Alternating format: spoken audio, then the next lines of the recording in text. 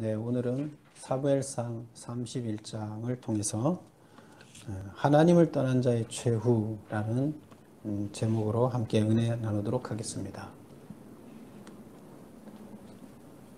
우리는 무슨 일을 하든지 중간에 어려운 일이 많더라도 맨 마지막에 가서 좋은 결과가 나오면 그 어려운 과정들이 모두 좋게 여겨집니다. 하나의 과정에 불과했기 때문에 좋은 결과를 얻었기 때문이죠. 근데 만약에 마지막에 가서 좋은 결과를 얻지 못했다 그러면 그 어려운 과정들이 다 수포로 돌아가는 거잖아요. 그래서 우리들은 마지막에 최후에 어떤 결과를 얻느냐 하는 것은 상당히 중요합니다. 그럼 우리 인생에 있어서 우리 인생의 최후는 언제일까요? 마지막은 언제일까요? 우리는 이 땅에서의 삶의 마지막이 죽을 때가 마지막이라고 생각할 수도 있어요. 그러나 우리들의 삶에 있어서 최후는 그게 아닙니다. 바로 하나님 앞에 가서 심판받을 때입니다. 하나님 앞에 심판대 앞에 섰을 때 우리가 어떤 상을 받느냐 하는 겁니다. 그게 우리의 최후입니다. 그래서 우리는 비록 이 땅에서는 순교자들 같은 경우에 보면 이 땅에서는 고통당하고 어렵게 순교를 했어요. 사람들이 봤을 때 하나님을 믿는 사람들이 저렇게 힘들게 죽어가도 되는가? 저렇게 죽어도 되는가? 하나님 믿는 게 겨우 저렇게 죽기 위해서 믿는 건가? 뭐 이렇게 생각할 수도 있었죠. 그런데 하나님 앞에서는 가장 존귀한 자로 그들을 대우합니다. 하나님께서는 후한상으로 그들을 갚으십니다.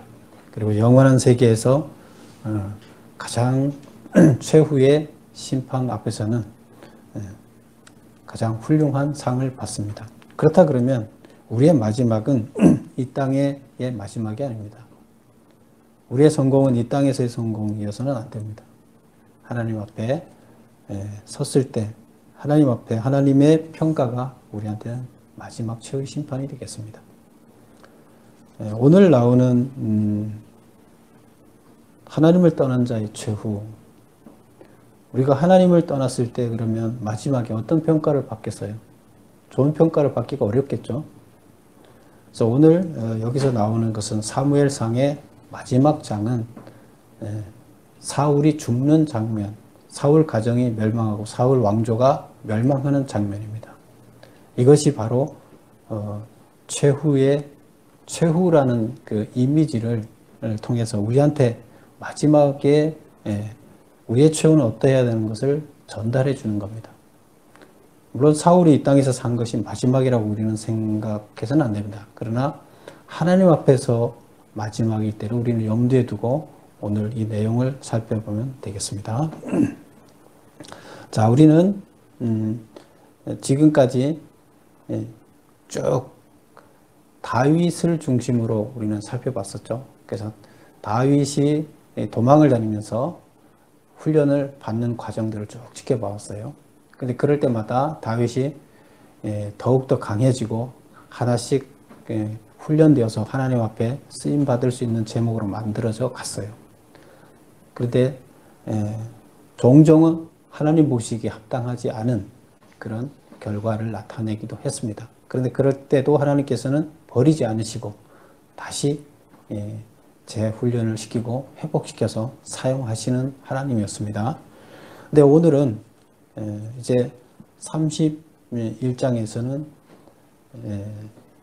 사울의 마지막 장면인데 1절을 보면 블레셋 사람들이 이스라엘을 침해해서 블레셋이 이스라엘을 전쟁을 한 이야기로 이제 시작을 합니다. 이스라엘 사람들이 블레셋 사람들 앞에서 도망하여 길보아 산에서 엎드려져 죽으니라. 그래서 전쟁이 어떠했는가를 자세하게 얘기하지 않고 딱 한 절로 전쟁의 이야기를 끝마칩니다. 전쟁 이야기는 블레셋 사람들이 이스라엘을 쳤다. 그 과정이 어땠는지는 아무것도 안 나와요. 그런데 이스라엘 사람들이 블레셋 사람들 앞에서 도망하여서 길보아 산에서 엎드려져 죽었다. 이게 전쟁에 대한 끝이에요. 그래서 전쟁의 결과는 어떻게 된 거예요? 이스라엘이 패한 거죠. 크게 패한 거죠. 그리고 2절을 보면 블레셋 사람들이 사울과 그의 아들들을 추격하여 사울의 아들 요나단과 아비나답과 말기수아를 죽이니라. 사울과 그의 아들들을 추격해서 갔어요. 그리고 누구를 죽인 게 나오냐면 2절에서 사울의 아들이 4명이 있어요. 4명이 있는데 지금 여기서 3명을 다 죽여요. 근데 여기서 죽이지 않은 사람은 이스보셋이라고 나오는데 그는 나중에 등장을 하게 됩니다. 다음 3절 보면 사울이 패전함에 활 쏘는 자가 따라잡으니 사울이 그 활 쏘는 자에게 중상을 입은지라. 그래서 사울도 도망가다가 블레셋이 병사가 활을 쏴서 중상을 입었어요. 그 다음 4절 보면 그가 무기를 든 자에게 이르되 내 칼을 빼어 그것으로 나를 찌르라. 무기 든 자는 비서라 그랬죠. 부관, 비서. 그래서 그 무거운 무기를 같이 들고 가다가 필요할 때 무기를 주는 자. 그래서 무기 든 자 이렇게 하는데 옆에서 모든 수족의 역할을 하는 비서죠. 무기 든 자한테 뭐라 얘기하면 내 칼을 빼어 그것으로 나를 찌르라. 내가 지금 중상을 입어서 다시 회복하기 어려우니까 나를 찔러서 나를 죽여달라. 근데 그 이유를 이렇게 얘기합니다. 할례받지 않은 자들이 와서 나를 찌르고 모욕할까 두렵다. 할례받지 않은 자라고 누구죠? 블레셋 사람들이 하나님의 자녀를 나는 하나님의 자녀인데 하나님의 자녀를 찌르는 것은 이거는 정말로 모욕적인 일이다. 그래서 너가 나를 찔러서 할례받지 않은 사람이 나를 죽이지 않도록 해라. 이렇게 얘기를 합니다. 그러나 무기를 든 자가 심히 두려워하여 감히 행하지 아니하니. 감히 어떻게 왕을 죽여요?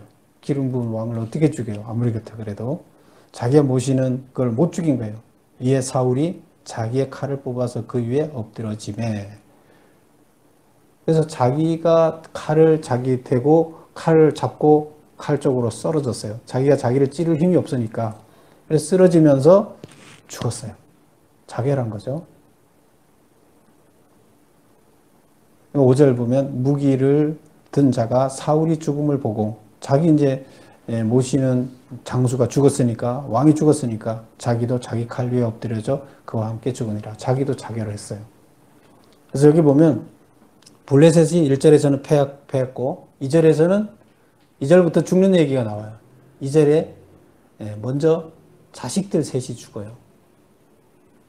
자식들 셋이 죽고 그 다음에 사울이 자살하는 이야기가 나오고 사울의 비서가 무기 든 자가 또 자살합니다.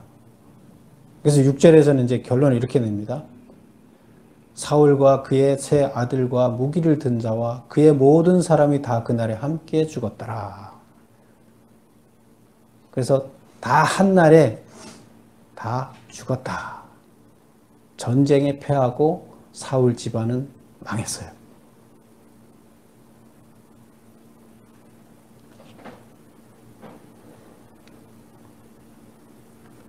그래서 여기서 보면 사울의 집안은 비참하게 지금 마지막 최후의 장면을 맞게 되는 겁니다. 한 나라의 왕이 이렇게 비참한 장면으로 자식들과 가족이 다 망했어요. 나라가 망했어요.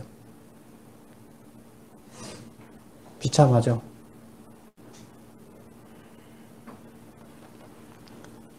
그런데 이제 블레셋은 승리를 했잖아요. 블레셋이 그러면 승리한 비결은 뭐냐? 그 전에 우리가 전쟁을 한번 살펴볼까요? 지금 나오는 이 전쟁은 우리가 어디서부터 쭉 설명이 됐나? 28장에서부터 얘기해서 쭉 나온 거예요. 그리고 지금 이 전쟁할 때 다윗은 어디 있었어요? 다윗은 블레셋의 그 용병으로 들어가 있었죠. 그래서 블레셋의 용병으로 들어가서 아기스 왕 밑에 있었는데 전쟁에 참여하지도 못하고 안 하지도 못하고 상황이 애매했는데 어쨌건 방백들이 반대하는 바람에 너 집으로 돌아가 있어라 해서 자기 집으로 돌아가 봤더니 거기에 아말렉들이 자기 가족들을 다 끌고 가서 그 아말렉들을 처단하고 있는 그런 상태예요. 그 일을 하고 있어요. 그 일을 하고 있는 사이에 무슨 일이 일어났느냐? 블레셋과 이스라엘 전쟁이 일어났고 이스라엘이 망하는 이런 일이 일어난 겁니다. 그래서 이 일을 할 때 다윗은 여기에 없었어요. 그리고 쭉 앞에서부터 설명 나온 걸 보면 이 전쟁은 블레셋 군대가 처음에 집결을 어디서 했냐면 아벡에서 집결을 해서 수넴에 진을 쳤어요. 그래서 29장 1절에 보면 아벡에 집결해서 수넴에서 진을 쳤다. 이스라엘은 이스라엘 샘 곁에 집결을 해서 길보아 산 기슭에 진쳤다. 우리 앞에 지도를 한번 보겠습니다. 첫 번째 페이지를 한번 보세요. 주고 지도를 보면 자 수넴은 보이죠? 지도의 수넴 찾아보세요. 그 자주색으로 이렇게 자주색으로 아래서부터 위로 이렇게 그어놓은 표시가 있죠. 그 아래 보면 영어로 그 영어로 글씨가 써져 있죠. 아베티아. 그러니까 여기 아벳이에요. 그래서 아벡에서 집결을 해서 어디로 갔다고요? 수넴으로. 그 다음에 빨간 걸로 중간에 보면 길보아산이 있고 빨간 걸로 화살 표시가 위에서부터 아래로 돼 있죠. 그럼 그 빨간 거 위에가 샘이 있는 데죠. 하롯샘에서 길보아산 기슭으로 이렇게 집결을 해서 이동했다는 거예요. 그래서 지금 전투는 어디서 벌어졌어요? 길보아산. 표시가 있죠. 길보아산에서 전투가 벌어졌고 아벡에서 수넴으로 올라갔고 그러면 블레셋 군대가 이제 침투를 해와서 수넴에서 전쟁을 하려고 그랬는데 그 수넴 지역은 어떤 지역일까요? 블레셋은 전쟁을 어디서 하면 좋을까요? 산악 지역에서 하면 좋을까요? 아니면 평지에서 하면 좋을까요? 블레셋 군대들은 철기 문화를 갖고 있어요. 마차. 그렇다 그러면 산악지에서는 그걸 무기를 사용하기 힘들잖아요. 그럼 평지지대를 전쟁터로 주로 활용하려고 그래요. 근데 이스라엘은 어때요? 거기에 정면으로 치게 되겠죠. 그러면 블레셋과 싸울 때는 철기 문화를 피하기 위해서 산악지형을 선택을 합니다. 그래서 지금 이스라엘이라는 골짜기가 수넴하고 길보아산 사이에 이스라엘 있죠. 그 골짜기가 있는데 그 골짜기 이스라엘에서 수넴 쪽으로 가면 골짜기 저쪽 건너편은 평지지대예요. 그리고 이스라엘 이 아래쪽 길보아산 이쪽은 산악지대예요. 그러면 어디로 도망가야 돼요? 이스라엘은 산악지대 길보아산 쪽으로 가야 돼요. 그래서 하롯샘 쪽에 처음에 진을 쳤다가 길보아산 쪽으로 이렇게 산악지대로 갔어요. 왜? 피해야 되니까. 철기 문화를 피해야 되니까. 그래서 지금 그 수넴 쪽에 가서 진을 쳤는데 그러면 지금까지 전쟁할 때마다 항상 블레셋은 철기 문화이기 때문에 그 광야지대를 이 평야지대를 찾았어요. 넓은 지대를. 근데 그럴 때마다 게릴라전, 산에서 게릴라전을 하나님께서 하도록 해서 블레셋을 물리칠 수 있었어요. 근데 이번에도 똑같이 이렇게 지금 진지는 펼쳐졌어요. 근데 왜 졌느냐? 블레셋이 그걸 알아요. 물론 이제 무기상으로는 경쟁이 안 돼. 과거에도 무기상으로 경쟁이 안 되죠. 인원수로도 안 되고 군대 숫자로도 안 되고 무기로도 이스라엘은 질 수밖에 없는 상황이에요. 그런데 계속 이겼었어요. 왜? 하나님께서 역사하셔서 좋은 전략으로 이겼어요. 근데 지금은 졌어요. 왜 졌을까요? 우선 일반적인 군사 전략으로 보면 블레셋이 계속 속지 않고 이번에 어떻게 했나 하면 평지에서 전쟁을 하는 것처럼 하면서 실제적으로 어디를 쳤어요? 예. 이스라엘이 있는 산부터 치기 시작했어요. 그러니까 쇼죠. 평지에서 전쟁을 할 것처럼 전개시켜 놓고 뒤로 가서 먼저 이스라엘을 선제 공격을 해버린 거예요. 산으로 올라가서. 그 이스라엘은 아래 평지만 바라보고 있다가 당한 거예요. 그래서 이런 전략 때문에 블레셋한테 당했어요. 또 이스라엘의 강한 용사 누구예요? 강한 장군도 지금 다윗도 없죠. 그래서 전력에도 손실이 있고 작전에도 적고 그렇습니다. 다시 그림으로 그림에서 본문으로 돌아와 보겠습니다. 1번에 보면 블레셋과 이스라엘 간의 길보아 전투의 결과는 이스라엘이 대패했다. 그 다음에 2번에 보면 블레셋이 승리한 비결은 철기화된 무기와 군대의 숫자가 우선 블레셋이 많았다. 두 번째, 평지에서 싸울 것처럼 위장하고 기습으로 산악, 길보아 산을 전개하여 이스라엘을 무력화시켰다. 블레셋이 작전을 잘 쓴 거죠. 근데 정말로 근본적인 이유는 뭐예요? 그전에도 계속 무기로나 인력으로나 전략으로 안 됐지만 하나님의 도우심으로 이겼었잖아요. 전쟁의 승패는 하나님께 달렸는데 하나님이 사울 왕조를 떠났기 때문이다. 가장 근본적인 이거예요. 하나님이 그전에도 전략을 세웠지 이스라엘 백성들이 전략 세운 거 아니잖아요.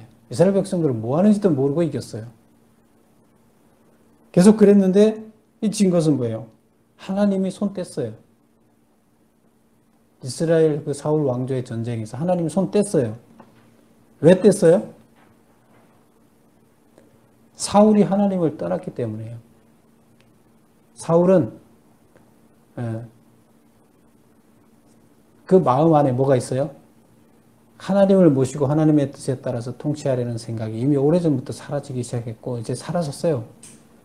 그리고 자기 생각으로 자기 계획으로 모든 걸 진행하고 있어요. 하나님은 그 안에 거할 자리가 없어요. 하나님이 떠나고 싶어서 떠난 거 아니죠. 하나님은 사울을 도와주고 사울을 자기 자식으로 삼아서 이 세상을 잘 통치해 나가기를 바랐어요. 그런데 사울이 하나님을 버렸어요. 그러니까 하나님은 떠날 수밖에 없는 상황이어서 떠난 거예요. 결국에 전쟁의 승패는 하나님께 달렸는데 하나님이 사울 왕조를 떠났기 때문에 진 거예요. 그거 떠난 것은 스스로 하나님이 떠난 게 아니라 사울이 밀어내서 그 자리에 거할 수 없게 만든 거예요. 하나님께서는 인격자시라고 그랬죠. 하나님께서는 미워하는 자에 대해서도 좋아하는 자에 대해서도 다 똑같이 대우해 주시는 인격자십니다. 그래서 자기를 밀어내는데 강제로 들어가서 강제로 그 사람의 마음을 움직이질 않습니다. 인격자시기 때문에.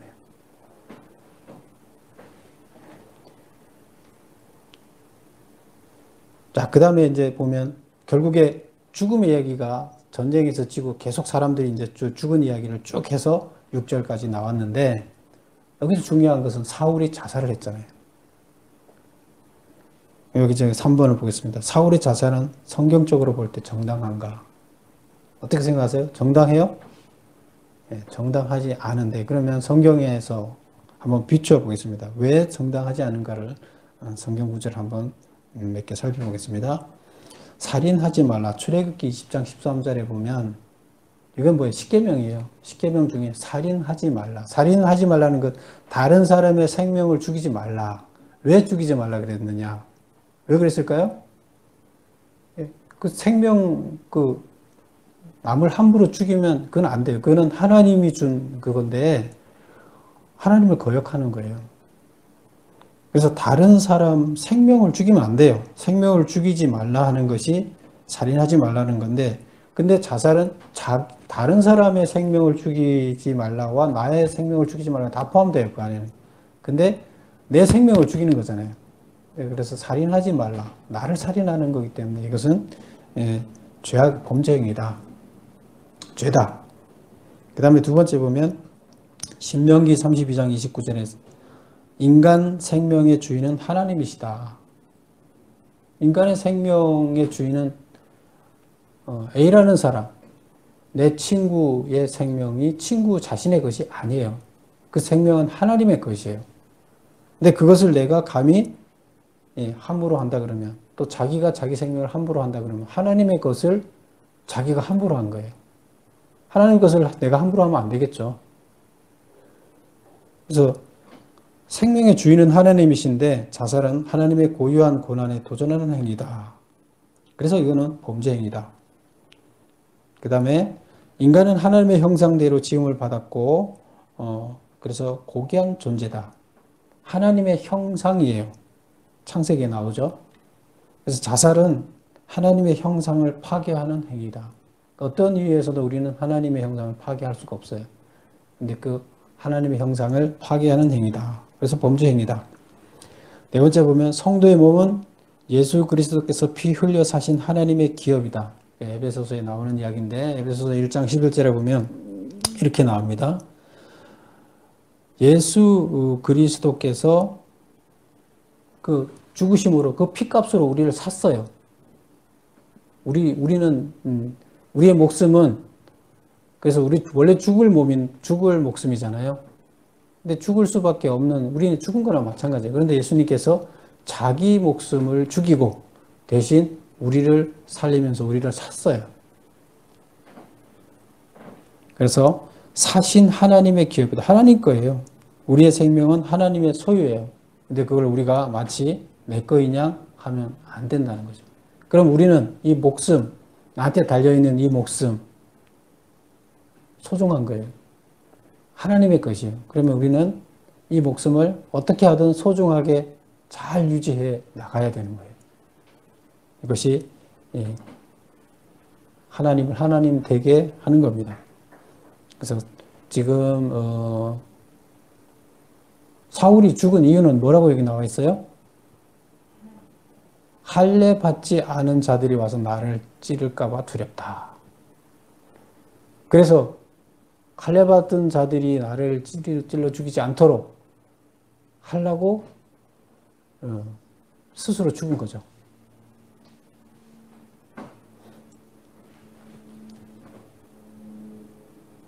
그래서 사울의 행위는 잘못된 것이다. 그 다음에 이제 사울 왕조가 이렇게 몰락한 것, 사울 가정이 이렇게 몰락한 것, 이스라엘 자체가 지금 몰락한 거예요. 그러면 4번에 사울 왕조의 몰락은 무엇을 의미하는가? 인간을 앞세우는 인본주의적 왕정체제의 멸망과 하나님의 뜻을 따르는 신본주의적 왕정체제의 태동을 예고한다. 그래서 지금 사울을 왕으로 세웠을 때 백성들이 뭘 원해서 왕으로 세운 거죠? 우리들도 이방 나라들처럼 왕을 세워서 전쟁할 때 강력한 왕의 통치하에서 좀 싸워서 이기게 해주십시오. 평상시에 군사도 만들고 전쟁 준비도 해놓고 왕을 중심으로 해서 이방 나라 왕처럼 그렇게 나라를 지켜서 우리를 위험에서부터 구할 수 있게 해주십시오. 이렇게 얘기를 했어요. 근데 하나님께서는 왕을 세우지 말라고 하고 군사를 두지 말라고 했어요. 근데 그 이유가 뭐였죠? 군사 두지 말라, 왕 두지 말라. 그대로 왕이 너희들을 괴롭게 할 것이다. 그리고 세금으로 너희들을 착취할 것이다. 그런데 왕 대신에 내가 너희들을 통치할 것이다 했는데 백성들은 당신 통치 필요 없습니다. 당신은 눈에 보이지도 않고 우리는 인간들이 이방 나라처럼 우리들의 생각에 합당한 자를 세워서 인간들이 우리를 통치해서 우리 스스로를 지키기를 원합니다. 이거죠. 이게 인본주의적 정치죠. 근데 이걸 원한다. 하나님은 하나님의 뜻에 따라서 가는 신본주의 정치를 원하셨어요. 근데 백성들이 왕을 원해서 왕을 세워줬어요. 근데 왕을 세우면서 사무엘을 통해서 한 얘기가 뭐죠? 왕을 세웠더라도 그 왕이 마치 제사장과 같이 하나님의 뜻에 따라서 통치하는 그렇게 왕의 역할을 해야 된다. 이렇게 얘기를 했어요. 근데 실제적으로 지금 사울은 어떻게 했어요? 백성들이 요구하는 왕이 됐어요. 하나님이 요구한 왕이 되지 않았어요. 그래서 하나님의 뜻대로 기도하면서 하나님이 뭘 원하는지 따라서 하나님의 뜻을 구하면서 하지 않고 힘에 의해서 인간들의 욕망을 충족시키고 백성들의 인기를 얻고 백성들의 뜻에 합당한 왕이 됐어요. 하나님 뜻에 합당하지 않고. 그래서 여기서 인간을 앞세우는 인본주의적 왕정체제가 이게 멸망한 것을 의미합니다. 그것은 아니다. 그리고 이제 훈련시키고 있는 다윗을 통해서 신본주의 왕정체제를 다시 세울 것을 예고하는 것이죠. 그 다음에 하나님을 떠난 자의 최후는 비참하게 멸망한다. 지금 뭐 하나님 앞에 가서 마지막이 최후가 되겠지만 여기서는 하나의 표본으로 하나님을 떠난 자는 결국 이 땅에서 하나님을 떠날 때 죽고 나서 하나님 앞에 다시 섰을 때나 이 땅에서 마지막 죽을 때나 뭐가 차이가 있어요? 차이가 없겠죠. 평가는 하나님께서 평가하시는데 왕정체제 하나님 뜻에 따라서 통치하지 않고 인간 뜻에 따라서 통치했던 그들의 인본주의적 왕정체제의 최후가 비참하게 끝난 것을 이야기합니다. 그래서 우리 인간들도 마찬가지입니다. 우리가 하나님의 뜻에 따라 살지 않고 세상의 가치관, 세상에서 잘 먹고 잘 살고 세상에서 성공하는 그 가치관을 따라서 우리가 살게 된다 그러면 결국 우리는 사울과 똑같이 되는 거예요. 인본주의적 삶을 살게 되는 거고 신중심의 삶이 아니에요. 하나님의 뜻에 따르는 삶이 아니라 우리 인간들의 욕심, 세상의 가치관에 따르기 때문에 인본주의적이에요. 그리고 그들은 결국 마지막의 최후는 어떻게 되느냐? 사울과 같이 된다는 겁니다. 모든 인간은 역사의 주관자이신 하나님을 인정하고 의지하지 않는 이상 승리하는 삶을 살아낼 수가 없다. 우리가 아무리 바르게 살려고 하지만 하나님을 의지하고 하나님께서 인도하시는 미세한 음성으로 우리를 안내하는 그것에 귀 기울이지 않는다 그러면 우리는 절대로 올바르게 살 수가 없어요. 그래서 역사를 주관하시는 하나님, 참 진리이신 하나님의 소리에 귀를 기울이고 그 음성을 들어야 돼요. 그리고 그 하나님을 인정하고 그 소리를 들었을 때만 우리는 결국 승리하는 삶을 살아낼 수가 있습니다. 그리고 이제 7절부터 나오는 이야기가 13절까지는 장례를 치르는 이야기가 나옵니다. 장례를 치르는 이야기가 나오는데요. 사울 시신을 장사를 지내는 이야기가 나오는데 그 이야기를 한번 살펴보겠습니다. 7절을 보겠습니다. 골짜기 저쪽에 있는 이스라엘 사람과 요단 건너쪽에 있는 자들이 이스라엘 사람들이 도망한 것과 사울과 그의 아들들이 죽었음을 보고 백성들을 버리고 도망하매 블레셋 사람들이 이르러 거기에서 사니라. 지금 골짜기 저쪽에 있는 사람, 골짜기 저쪽이라는 것은 지금 이스라엘은 골짜기 이쪽에 있죠. 산 쪽에 있죠. 길보아 산 쪽에 있죠. 골짜기 저쪽은 어디예요? 평야지대라 그랬죠. 그 평야지대를 건너면 그 반대쪽에는 어디가 있어요? 네, 갈릴리 쪽이 있어요. 그러면 거기에는 누가 있느냐? 그쪽에는 갈릴리 지역에 살고 있는 사람들이 있어요. 그래서 여기서 보면 골짜기 저쪽에 있는 사람은 갈릴리 쪽에 있는 사람. 그 다음에 요단 건너 쪽에 있는 사람. 요단은 어디예요? 요단강. 우리 가운데 요단강 있죠. 요단강 저쪽. 요단강 저쪽은 동쪽에 있는 사람들이죠. 그래서 요단강 동쪽에 있는 사람들. 있는 자들이 이스라엘 사람들이 도망한 것과 그들은 전쟁을 지금 치렀어요? 안 치렀어요? 안 치렀어요. 요단강 저쪽에 있는 사람들 안 치렀어요. 그런데 요단강 건너에 있는 자들이 이스라엘 사람이 도망한 것과 지금 전쟁하다가 다 도망한 것과 그 다음 사울과 그의 아들들이 죽었음을 보지 못했죠. 들었다는 얘기죠. 듣고 성읍을 버리고 도망하매 그러니까 지금 전쟁에 패하고 왕도 죽고 왕의 아들도 다 죽고 이제 다 도망갔다. 그 소리를 듣고 다른 데에 있는 전쟁에 참가하지 않은 사람들도 다 지금 거기를 보고 자기 지금 살던 터전을 버리고 지금 도망갔다는 얘기예요. 성읍을 버리고 도망하매 다 도망하고 나니까 그 다음 비었죠. 블레셋 사람들이 이르러 거기에서 사니라. 그래서 블레셋 사람들은 이제 거기 다 비었는 데 들어가서 이제 살게 된 거예요. 그러면 이스라엘은 어디 갔어요? 망한 거죠. 8절을 보겠습니다.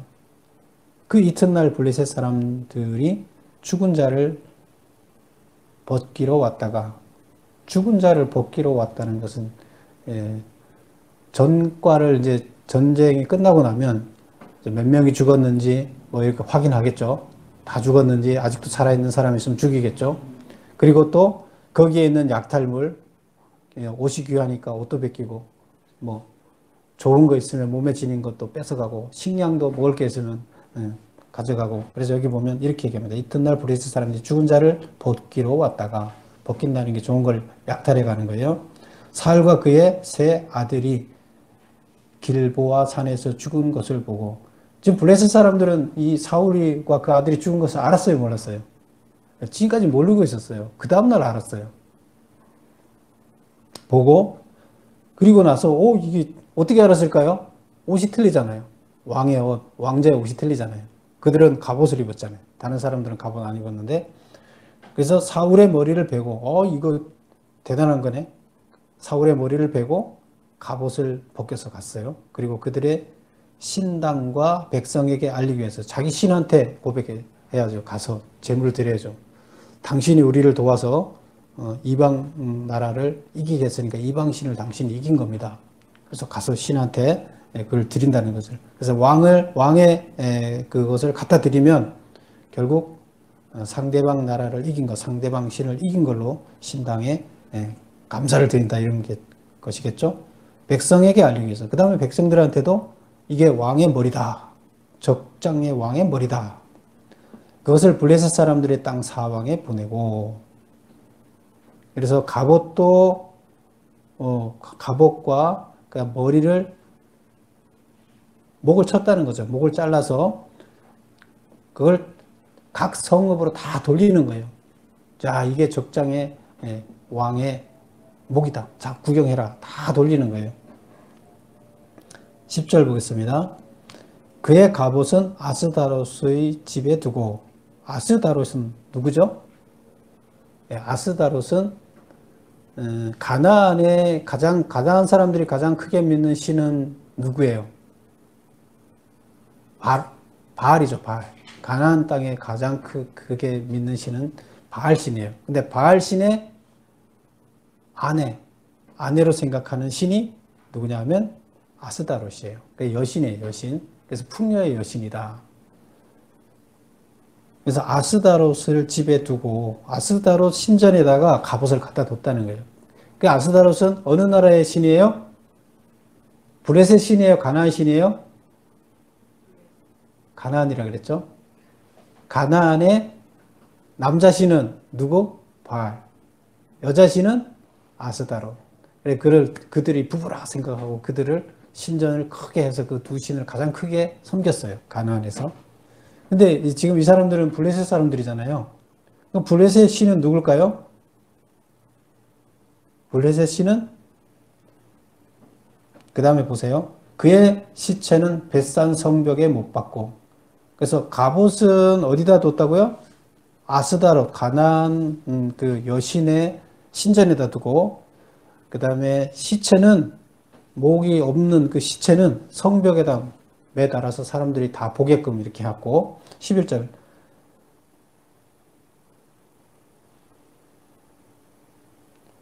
길앗 야베스 주민들이 블레셋 사람들이 사울에게 행한 일을 듣고 모든 장사들이 일어나 밤새도록 달려가서 사울의 시체와 그 아들들의 시체를 벳산 성벽에서 내려가지고 야베스로 돌아가서 거기서 불사르고. 그래서 여기 보면 지금 시신을 매달아 놨는데 누군가 지키고 있겠죠. 근데 그걸 못 가져가게 지키고 있는데 야베스 사람들이 몰래 밤에 가서 그 시체를 훔쳐가지고 와서 장사를 지냅니다. 그럼 야베스 사람들은 누구예요? 왜 그렇게 했을까요?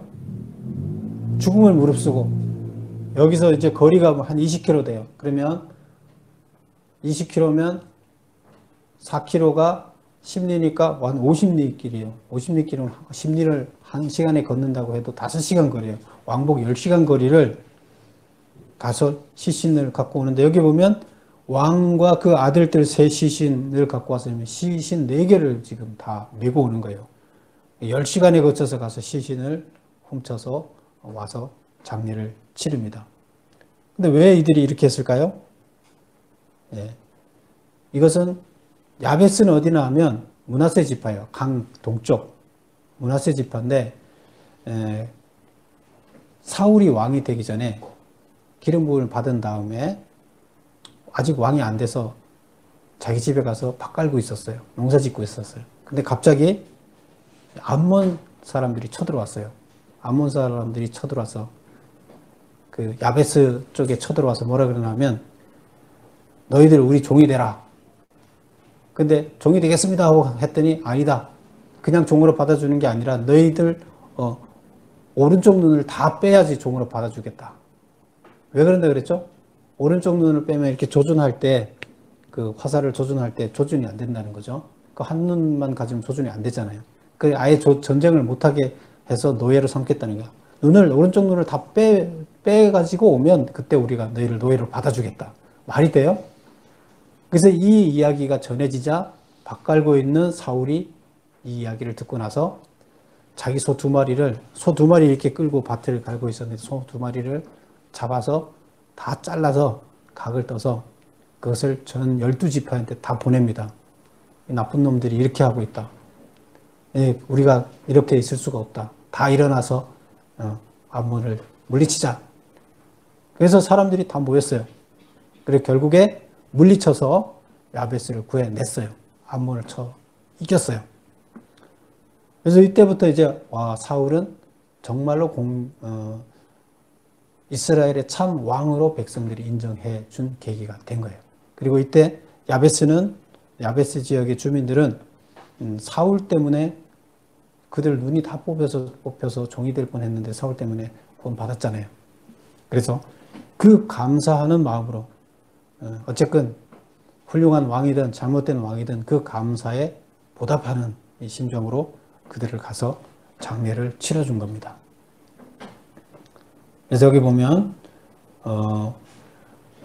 그렇게 장례를 치르고 13절을 보면 그의 뼈를 가져다가 야베스 에셀나무와 아래에 장사하고 7일 동안 금식하였다. 그래서 7일 동안 밥 먹지 않고 통곡을 하면서 온전한 장례를 치러줬다. 이제 이런 얘기가 되겠습니다. 그래서 여기서 보면 목은 어디다 뒀다고요? 목.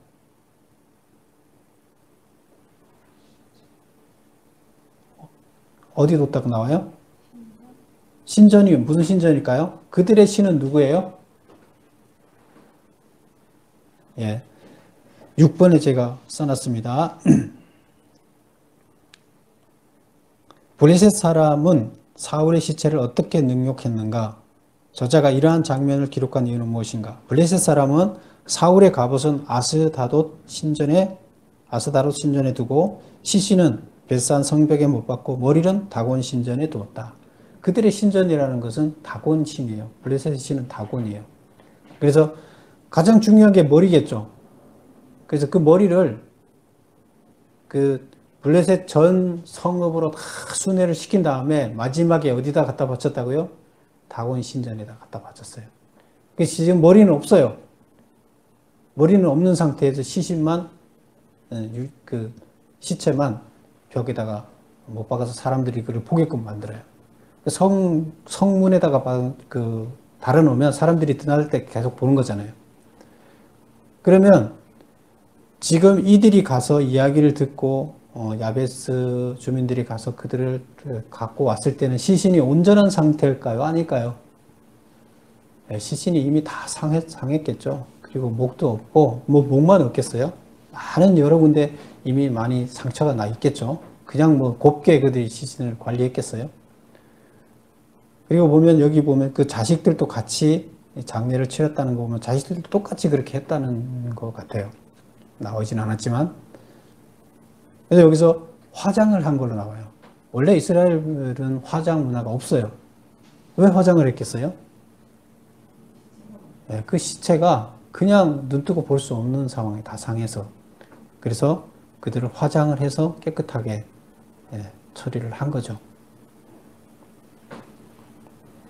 저자는 사울의 모습을 통해 하나님께 반역한 사람의 최후가 어떻게 되는지를 말하려는 듯하다. 그의 시체가 얼마나 처참하게, 우리 역사에서도 보면 능지처참이라고 있죠. 그 사람이 죽어도 무덤에서 그 사람 꺼내서 그 시체를 상하게 하는 거. 죽은 사람도 죽은 사람의 존중받아야 할 권리가 있는데 그 권리를 다 박탈시켜 버리는 거예요. 뭐 부관참시 뭐 이런 얘기를 하는데 지금 이렇게 비참한 상황을 맞는다. 왜? 하나님의 뜻에 반해서 산 사람들의 최후는 이렇다 하는 것을 작가는 말하고 싶어서 이 내용을 아주 자세하게 기록을 하고 있는 겁니다. 그 다음 5번을 보겠습니다. 제 메모에는 5번 보면 길보아 전쟁 이후 이스라엘 땅은 어떻게 통치되었는가? 일부 지역은 블레셋에 점령당하고, 왜? 다 떠났죠. 백성들이 다 떠났으니까 블레셋에 점령당하고 블레셋의 땅이 된 거죠. 그 다음 남쪽에는 다윗에 의한 유다 왕국이 세워졌으며 요단 동쪽에는 이스보셋은 그 넷째 아들이라 그랬죠. 넷 아들 중에 셋은 죽고 한 명이 살아남았는데 사울의 한 명의 살아남은 아들 이스보셋을 왕자니까 왕으로 세웠어요. 그래서 다른 지파들은 11지파들이 모여서 이스보셋을 왕으로 세웠고 유다 지파는 다윗을 왕으로 세워서 두 나라로 갈라지게 됩니다. 그래서 이스보셋의 나라 하나, 다윗의 나라 유다 지파 다윗의 나라 하나, 그다음 블레셋이 지금 나머지 또 들어와서 차지하고 있는, 그게 세 조각이 난 거예요, 이스라엘이. 나중에 결국 다윗이 다 통합을 시킵니다. 통합을 시켜서 블레셋도 쳐내고 통일 왕국을 만듭니다. 그래서 다윗은 이스라엘 백성에게 가장 존경받는 왕이 된 겁니다. 어쨌건 여기서는 지금 현재 사울 때문에 어떻게 됐어요? 나라가 망했어요. 다 찢어지고. 7번 길르앗 야베스 사람이 생명의 입을 무릅쓰고 사울의 시체를 몰래 가져다가 장사 지내준 것은 무엇 때문인가? 전 암몬 사람들이 길르앗 야베스를 치려고 왔을 때 사울이 군대를 모아 그들을 구했다. 그 은혜에 보답한 것이다. 그래서 이 얘기도 이스라엘 백성들은 비록 이렇게 사울 같이 나쁜 평가를 받는다 할지라도 이스라엘 백성들의 마음속에는 아직 뭐가 있어요? 은혜에 보답하고자 하는 이런 따뜻한 마음이 남아있다는 이야기를 지금 또 하면서 아직도 이스라엘은 희망이 있다. 이제 이런 이야기를 또 작가는 얘기하고자 합니다. 오늘 주제로 다시 돌아가면 하나님을 떠난 자의 최후. 하나님은 우리를 떠나고 싶어 하지 않습니다. 모든 사람들 안에 거하기를 바라십니다. 그리고 하나님의 말씀, 하나님을 모시고 하나님 뜻대로 살기를 원하십니다.